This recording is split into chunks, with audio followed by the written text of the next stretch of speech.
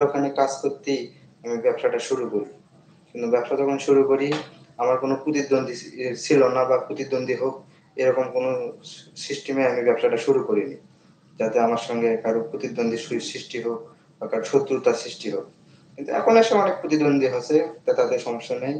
আগের মতো ব্যবসায় আর লাভও নাই, লাভ খুবই অল্প। তো যাই হোক, আপনারা যারা ব্যবসা করবেন, টাকা-পয়সা আপনাদের আছে, হয়তো অনেক টাকা-পয়সা আছে, কিন্তু আসলে টাকা থাকলেই ভাই ব্যবসা করা সম্ভব হয় না। অনেক টাকা থাকতে হবে। টাকা থাকলে আপনি ব্যবসা করতে পারবেন না।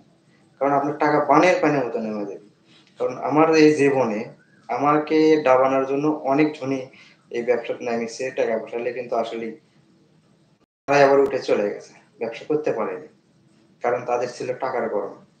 ব্যবসার বুদ্ধি বা ব্যবসার জ্ঞানটা ছিল না। তাদের একটাই ছিল টাকার গরম। যে টাকা আছে, ব্যবসা হবে নাকি? আসলে টাকা থাকলে তো ব্যবসা হবে না। আপনার টাকা আছে। ৫ লাখ, ১০ লাখ, ২০ লাখ, ১ কোটি টাকা আছে। আপনি এই টাকাটা কতদিন ব্যবহার করতে পারবেন? আপনি তো ব্যবসা করছেন ধুমধারাক্কা।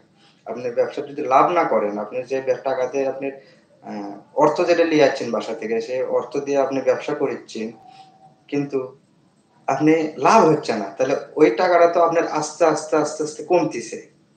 এই টাকা যখন কমতে যখন টাকাটা থাকবে না, তখন আপনি কি চোখ মুখে আন্ধার দেখবেন। আপনি কুল কিনারা খুঁজে পাবেন না। আসলে আপনার মাথা কাজ করবে না। মাথা হিট হয়ে যাবে। শুধু টেনশন আর তো ভাই, টাকা থাকলেই যেন ব্যবসা করেন, কেউ দেখায়েন না বা ব্যবসা করবেন না। যেটুকু ব্যবসা করবেন, খুব হালাল পথে ব্যবসা করবেন, সঠিক ব্যবসা করবেন। নিজে না জানলে অন্যজনের থেকে পরামর্শ নেবেন। অন্যের কাছে টাকা ইনভেস্ট করবেন না।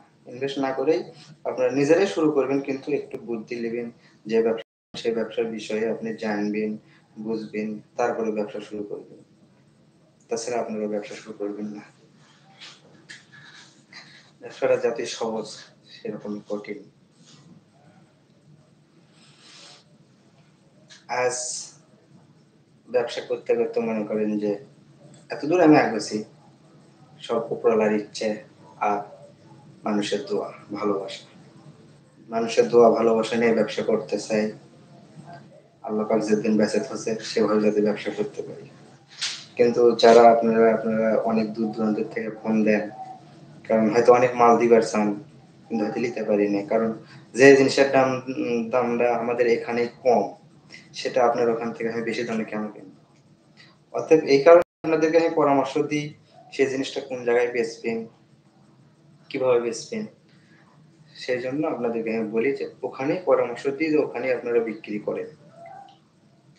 যেমন ধরেন, কিছুদিন আগে আমাকে এক ভাই ইন্ডিয়া থেকে ফোন দিয়েছে, কিছু মাল আছে।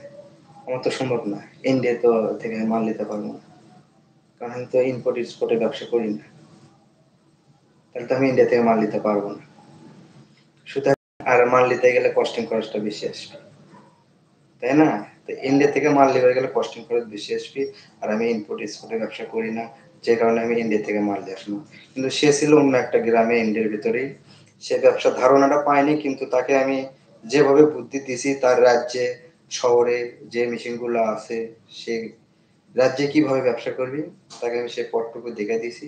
সে সেভাবেই টুকটাক করে ব্যবসা করতেছে। আসলে ব্যবসা তো টুকটাক করে করা লাগবে। ধাম করে তো আগাতে পারবেন না। ধাম করে আগাবার গেলেই মনে করেন যে উপর থেকে পড়ে যাবে। সে টুকটাক করে ব্যবসা করিচ্ছে, ব্যবসা হচ্ছে। আল্লাহ পাক তাকে ব্যবসা করাচ্ছে। মাঝে মধ্যে যোগাযোগ রাখে।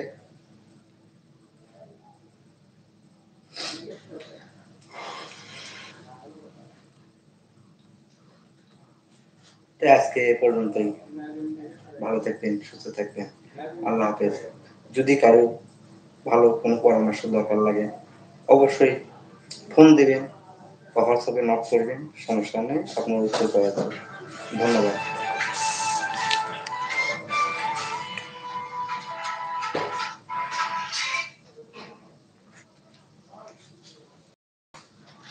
Do you know what it can? Hmm?